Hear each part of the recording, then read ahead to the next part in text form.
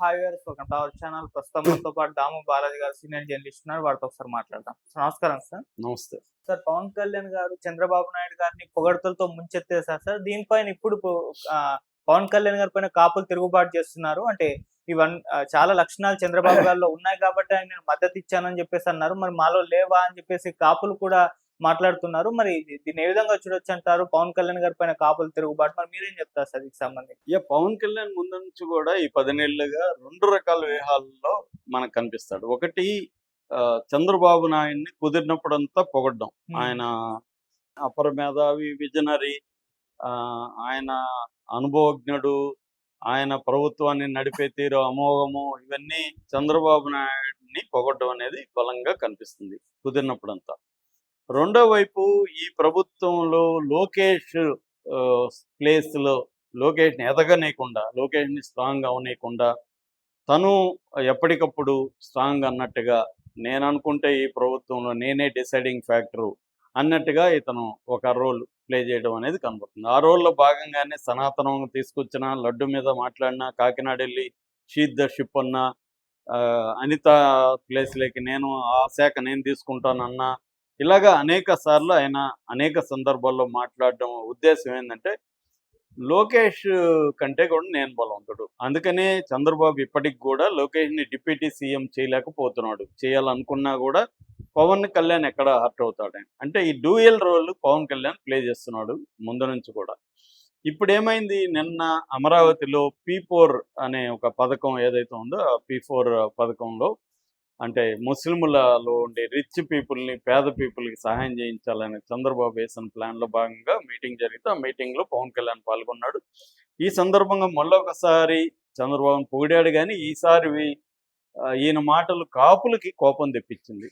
ఎందుకు అన్నప్పుడు ఈయన ఏమన్నాడంటే, చంద్రబాబు మనకు సత్తా, ప్రతిభ, బలం, సమర్థత, తెలివితేటలు లేవు. సత్తా, ప్రతిభ, బలం, సమర్థత, తెలివితేటలు ఉన్నది చంద్రబాబుకు, అందుకనే నేను ఆయన సపోర్ట్ చేశాను అన్నాడు. ఇది కాపుల్ని హర్ట్ చేసింది. ఎందుకంటే రామారావు తర్వాత 1983 తర్వాత 2 కులాలు ఆంధ్రప్రదేశ్ని పరిపాలిస్తున్నాయి. ఒకటి కమ్మ, ఒకటి రెడ్డి. సో ఈ కమ్మారెడ్డి తర్వాత బలంగా ఉన్నది కాపు. కాపు అనేది సింగిల్ కులం కాదు, అనేక కులాల కలయికే కాపు. అయినప్పటికీ కూడా కాపు అన్న ఒక సామాజిక వర్గం తాము అధికారంలోకి రావాలని అనుకుంటారు. ఎప్పుడైనా కూడా ఒక వర్గం ఆర్థికంగా, సామాజికంగా బలపడిన తర్వాత వాళ్ళ గోల్ ఎక్కడ ఉంటుంది?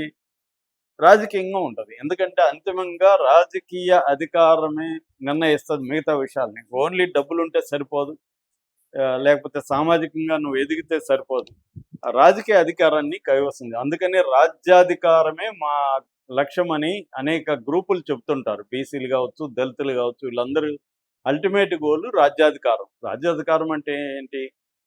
ఏ సీఎం ప్రధానంగా, రాష్ట్రం అయితే సీఎం ప్రధానం. ఎందుకంటే ముఖ్యమంత్రి ఎవరు, ఏ కులం అనే దాన్ని బట్టి వాళ్ళ ఆ కులానికి సంబంధించిన మిగతా విషయాలు ఉంటాయన్నమాట. సో అలాగా కాపులు ఏం చేశారంటే, ఫస్ట్ ఈ కాపుల్లో ఉండే దీన్ని దాసరి నారాయణరావు కొద్ది రోజులు బాగా ఉపయోగించుకున్నప్పుడు దాసరి నారాయణరావు ఏంటంటే చిరంజీవిని ఒక ఆయుధంగా పెట్టి నేను పార్టీ పెడతానని చెప్పి బెదిరిస్తూ కాంగ్రెస్ని తన పబ్బం గడుపుకున్నాడు ఆయన. చిరంజీవికి ఇది అర్థమైంది, నన్ను ఇతను ఉపయోగించుకుంటున్నాడు అన్న విషయం ఈయనకి అర్థమైంది. ఇతను ఎందుకు ఉపయోగించుకోవాలి, నేనే నాకు ఉపయోగపడచ్చు కదా అని ఆయన ఏం చేశాడు, ఆయన రెబల్ అయ్యి దాసరికి వ్యతిరేకంగా తను పార్టీ పెట్టడం అనేది ఆయన స్టార్ట్ చేశాడు 2008లో ప్రజారాజ్యం. అప్పుడు కాపుల్లో ఒక ఉత్సాహం వచ్చింది. ఎందుకంటే చిరంజీవికి ముఖ్యమంత్రి అవదగిన అన్ని లక్షణాలు ఉన్నాయి. సో చిరంజీవిని మనం సపోర్ట్ చేస్తే మన కాపు కమ్యూనిటీ నుంచి ముఖ్యమంత్రి అవుతాడని. సో చిరంజీవి అది దానికి తగినట్లేదు. ఎందుకంటే ఆయన పర్సనాలిటీ రాజకీయాలకు సూట్ కాలేదు. ఆయన చివరికి పార్టీని తీసుకెళ్ళి కాంగ్రెస్లో కలిపేశాడు. సో వీళ్ళందరూ కాపు నాయకులు కావచ్చు, కాపు సమాజం అంతా కూడా డిసప్పాయింట్మెంట్లోకి వెళ్ళిపోయింది. అంటే నాయకుడు లేని సమూహం లాగా అయిపోయింది. ఎప్పుడైనా కూడా ప్రజలు ఎంత ఇంపార్టెంటో నాయకులు కూడా అంతే ఇంపార్టెంట్. ఆ ప్రజలను ఆర్గనైజ్ చేయడానికి ఒక కరిస్మాటిక్ పర్సన్ కావాలి. ముఖ్యంగా రాజకీయాల్లో కరిస్మా వెరీ ఇంపార్టెంట్. అది లేదు. అప్పుడు పవన్ కళ్యాణ్ రంగంలో దిగాడు. పవన్ కళ్యాణ్ మీద తొలి నుంచి కూడా ఒక నమ్మకం అనేది కలగలేదు వీళ్ళకి. ఎందుకంటే ఇతను అటు ఇటు మాట్లాడతాడు, కులం లేదంటాడు ఒక పక్క నేను రెల్లి కులం అంటాడు, అక్కడ డైలాగులు చెప్తాడు, ఇది వచ్చింది. ఎప్పుడైతే 2019 ఎలక్షన్ల తర్వాత పవన్ కళ్యాణ్‌లో కూడా ఒక స్థిరత్వం వచ్చింది. ఆ స్థిరత్వం ఏందంటే జగన్‌ని ఓడించడం అనేది స్థిరత్వం. ఇంకేం లేదు. జగన్ వ్యతిరేక ఓటు నేను చీల్చను అన్న పాయింట్ పవన్ కళ్యాణ్ పెట్టుకున్నాడు. దాంతో చంద్రబాబు చంద్రబాబు పరిస్థితి ఏంటి, అత్యంత వీక్ పొజిషన్‌లోకి వెళ్ళిపోయాడు చంద్రబాబు. చివరికి జైలుకి వెళ్ళాల్సిన పరిస్థితి. ఆ టైంలో చంద్రబాబు బాగా డిప్రెషన్, వాళ్ళ పార్టీ అంతా డిప్రెషన్‌లో ఉన్న టైంలో ఒక్కసారిగా ఎలివేట్ చేయగలిగాడు పవన్ కళ్యాణ్. సో రెండోది ఏంది, కాపు కమ్మ కాంబినేషన్ కలిపితే, ఎందుకంటే కాపులు దాదాపు 20-25% ఉంటారు ఓటర్స్‌లో. రెండోది వాళ్ళు అనేక నియోజకవర్గాల్లో గెలుపోటముల్ని శాసిస్తూ ఉంటారు. అలాంటి సెక్షన్ మనకు ఉంటే మనం ఖచ్చితంగా జగన్‌ని గెలవచ్చు. రెండోది బీజేపీ లేకుండా జగన్‌ని ఎదుర్కోవడం కష్టం. పోల్ మేనేజ్మెంట్‌లో జగన్‌ని ఫేస్ చేయాలంటే బీజేపీ ఉండాలా. బీజేపీ ఉండాలంటే పవన్ కళ్యాణ్ అవసరం అన్న ఒక స్ట్రాటజీతో చంద్రబాబు, నిజానికి తెలుగుదేశంలో ఎవరికి కూడా బీజేపీతో కలవడం ఇష్టం లేదు, ఒక్క చంద్రబాబుకు తప్ప. కానీ ఆయనకి క్లారిటీ ఉంది, మనం బీజేపీతో కలవకుండా జగన్‌ని ఓడించలేమని. సో బీజేపీ కావాలంటే పవన్ కళ్యాణ్ కావాలని పవన్ కళ్యాణ్‌తో పెట్టుకున్నాడు. పవన్ కళ్యాణ్‌కి కూడా ఏంటి, ఆయన పార్టీ పెట్టి 14 ఏళ్ళు అయితే, అంటే రాజకీయాల్లోకి వచ్చి 14 ఏళ్ళు అయితే ఆయన కూడా గెలవలేదు ఎమ్మెల్యేగా. సో గెలిచిన ఒక్క రాపకి అటు వెళ్ళిపోయాడు. సో 6% ఓట్ల దగ్గర ఆగిపోయింది. సో ఈ పరిస్థితుల్లోంచి బయటపడాలంటే ఆయనకి చంద్రబాబు అవసరం.